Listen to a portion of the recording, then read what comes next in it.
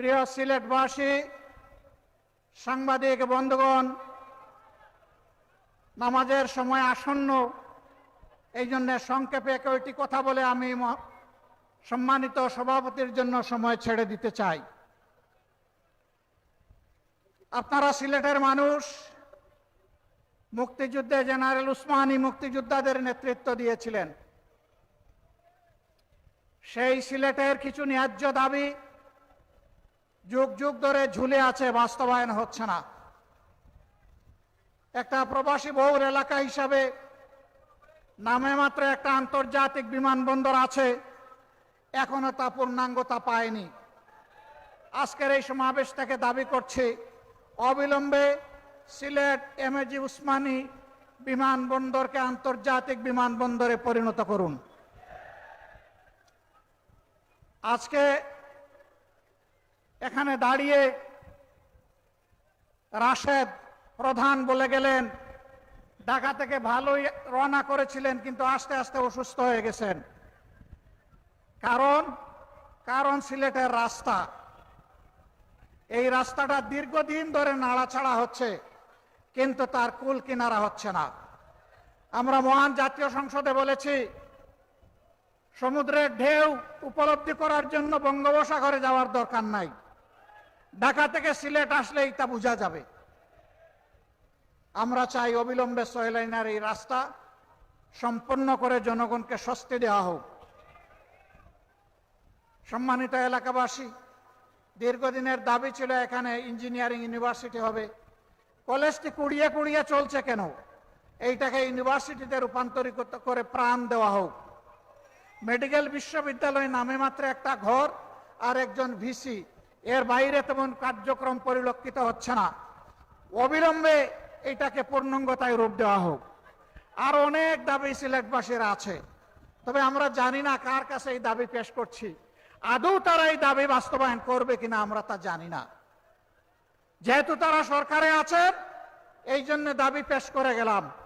আমরা কথা দিয়ে গেলাম, আল্লাহ তাআলা যদি আমাদেরকে কোনোদিন এই দেশ পরিচালনার সুযোগ দেন, এই 11 দলকে, ইনশাল্লাহ আপনাদের দাবি আমরা অক্ষরে অক্ষরে বাস্তবায়ন করব। প্রিয় সিলেটবাসী, শুনেছেন যে আজকের এই বিভাগীয় সমাবেশ আমাদের শেষ সমাবেশ। সারা বাংলাদেশ আমরা ঘুরেছি, মানুষের একই দাবি, গণভোটের গণরায় বাস্তবায়ন করতে হবে।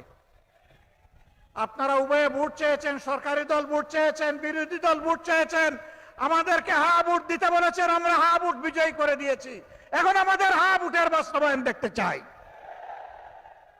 এখন কোন ধানাই পাড়াই মানি না। আজানটা শেষ হোক, সবাই যার যার জায়গায় থাকবেন, আজানটা শেষ হোক। আমরা খুব সংক্ষেপে শেষ করবো ইনশাআল্লাহ।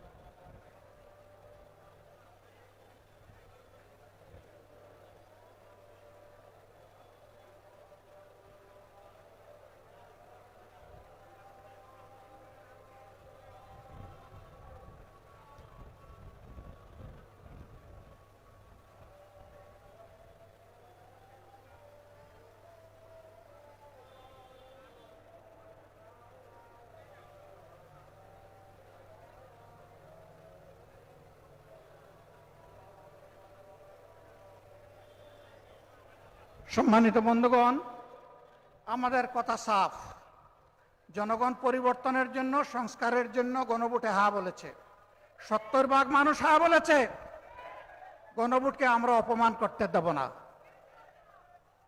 ইনশাআল্লাহ গণভোটের গণরায় বাস্তবায়ন করেই আমাদের আন্দোলন ইনশাআল্লাহ সফলতার দ্বার প্রান্তে পৌঁছবে। বাংলাদেশে আমরা আর কোনো ফেসিবাদ চাই না। আমরা দুঃখের সাথে বলতে বাধ্য হচ্ছি, তারাও মজলুম ছিলেন। এখন যারা সরকার গঠন করেছেন, কিন্তু তারা ভুলে গেছেন সেই ফেসিবাদী আওয়ামী লীগের পথ ধরেই তারা হাঁটা শুরু করেছেন। সমাজের সব ক্ষেত্রে তারা বেপরোয়া, নির্লজ্জ দলীয়করণ করে দুর্নীতিকে তারা জাতীয়করণ করতে যাচ্ছেন। আমরা মানব না, আমরা মানব না। হাসিনা তাড়িয়েছে, যদি ফেসিবাদ আপনারা কায়েম করেন আপনাদেরকেও জনগণ তাড়াবে, আপনাদেরকেও ছেড়ে জনগণ কথা বলবে না। ভালোই ভালোই আপনারা মেনে নিন।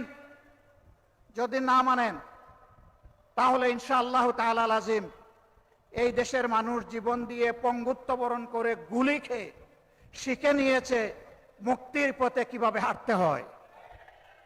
আমরা আমাদের শহীদদের সাথে বেঈমানি করব না, জুলাই যোদ্ধাদের সাথে বেঈমানি করব না, 18 কোটি মানুষের সাথে বেঈমানি করব না। আমরা কথা রাখবো ইনশাআল্লাহ, জীবন দিয়ে হলেও লড়াই করে কথা রাখবো ইনশাআল্লাহ। সেই লড়াই সিলেটবাসী আপনারা সাথে থাকবেন, থাকবেন সত্যি? আলহামদুলিল্লাহ, সেই লড়াইয়ের জন্য প্রস্তুত হন। ডাকার জন্য ডাক আসবে, গড়ে গড়ে সেই লড়াইয়ের দুর্গ গড়ে তুলতে হবে। দেশ থেকে ফেসিবাদ, দেশ থেকে চাঁদাবাজ, দেশ থেকে দুর্নীতিবাজ, দেশ থেকে দুঃশাসন দূর না হওয়া পর্যন্ত আমাদের লড়াই তীব্র থেকে তীব্রতর হবে ইনশাআল্লাহ। আমরা থামব না। মুক্তির মঞ্জিলে এই আন্দোলন না পৌঁছা পর্যন্ত ইনশাআল্লাহ আমরা থামব না। আমি জাতীয় নেতৃবৃন্দকে সিলেটবাসীর পক্ষ থেকে আন্তরিক ধন্যবাদ এবং কৃতজ্ঞতা জানাচ্ছি। তারা মূল্যবান সময় কোরবানি স্বীকার করে এখানে এসেছেন। তারা অনুপ্রাণিত করেছেন সিলেটবাসীকে, তারা উদ্বুদ্ধ করেছেন, তারা কথা দিয়েছেন জনগণের দাবি না আদায় না হওয়া পর্যন্ত আমাদের লড়াই ঐক্যবদ্ধভাবে চলবে। আপনাদের সবাইকে মোবারকবাদ। সভাপতির বক্তব্য শুনে সবাই যাবেন, এর আগে যাবেন না। তিনি আমাদের মধ্যে বর্ষিয়ান রাজনীতিবিদ, সকলের চাইতে বয়োজ্যেষ্ঠ। তিনি দেখেছেন ব্রিটিশ আমল, দেখেছেন পাকিস্তান আমল, তিনি বাংলাদেশ আমলের রাজনীতির এক জীবন্ত ইতিহাস। তার কথা শুনে আপনারা যাবেন ইনশাআল্লাহ। আল্লাহ হাফেজ। বাংলাদেশ জিন্দাবাদ। 11 দলীয় ঐক্য জিন্দাবাদ।